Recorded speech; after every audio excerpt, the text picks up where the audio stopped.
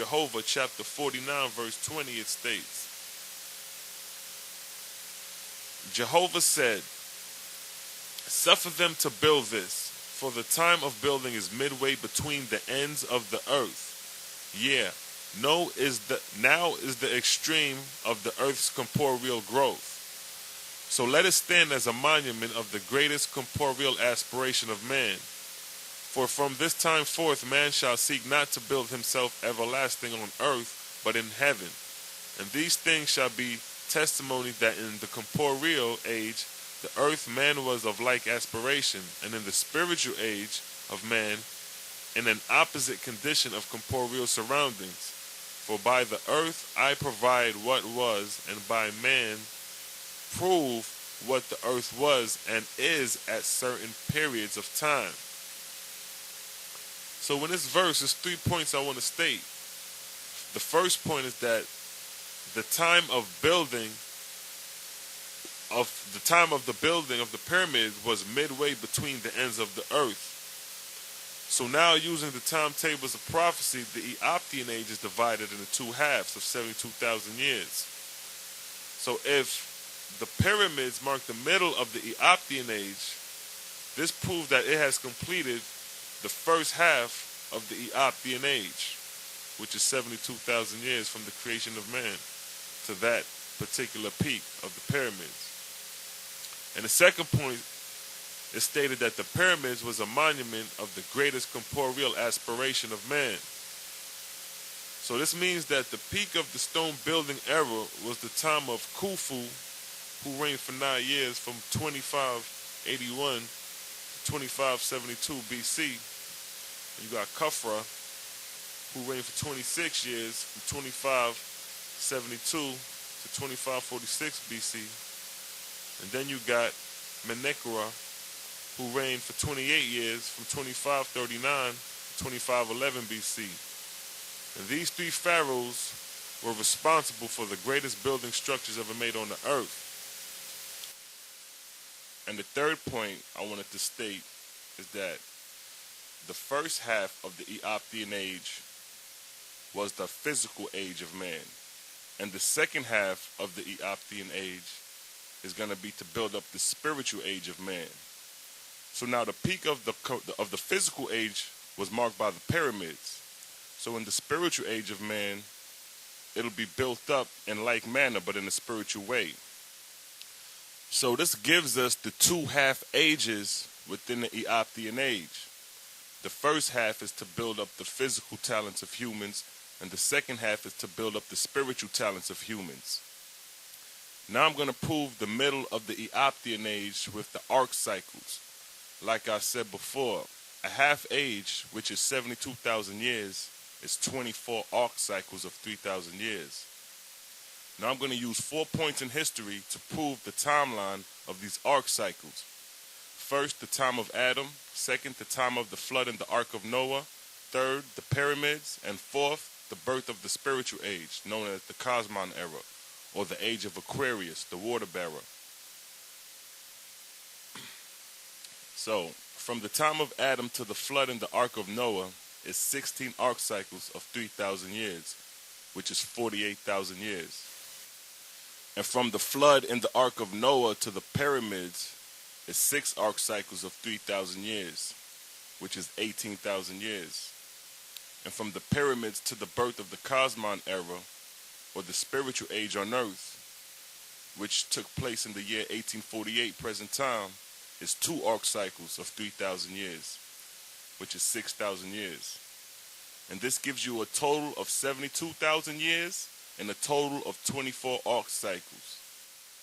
And this makes the first half of the Eoptian Age.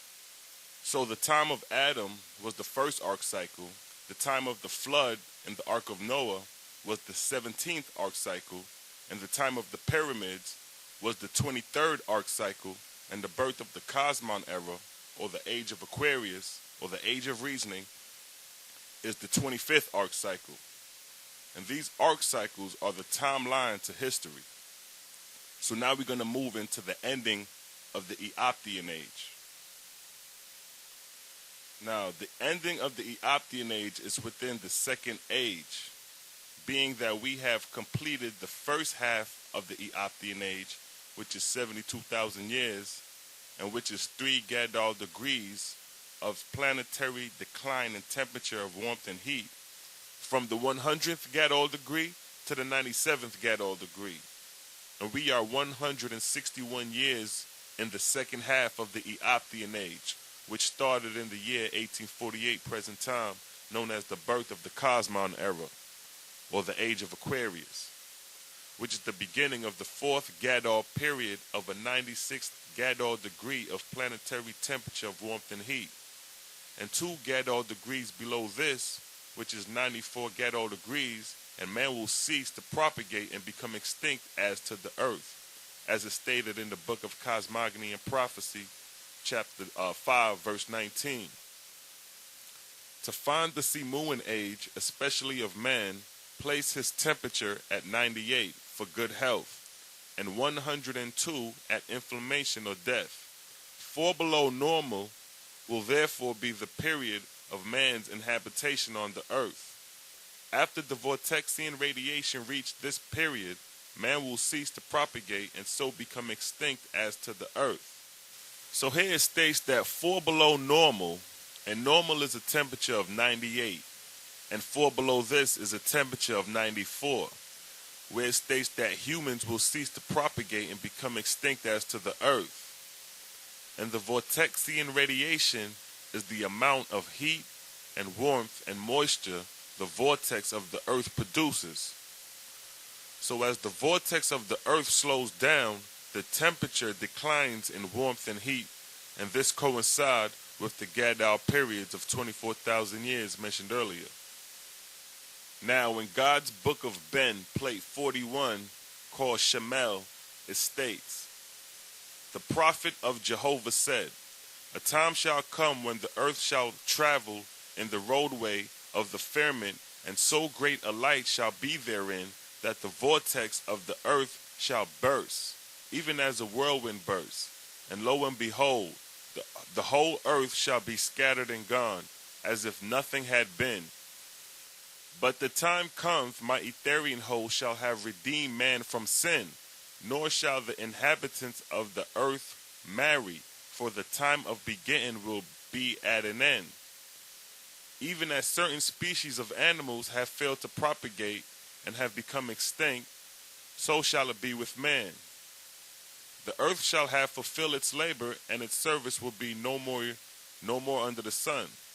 But the vortex of the earth shall be round, and the body of the great serpent coiled up. In the place where the earth was, shall some of my far-off worlds come and fulfill the labor allotted to them.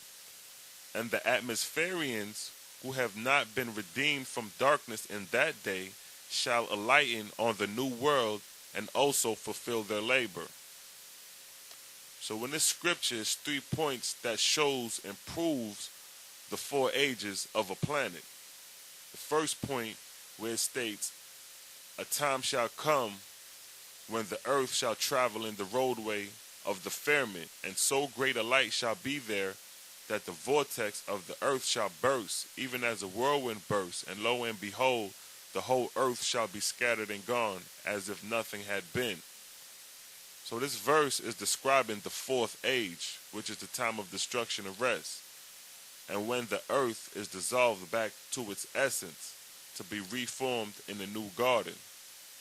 Just as the 4 seasons recycle itself, so does the 4 ages of a planet recycle itself in its travel with the solar system.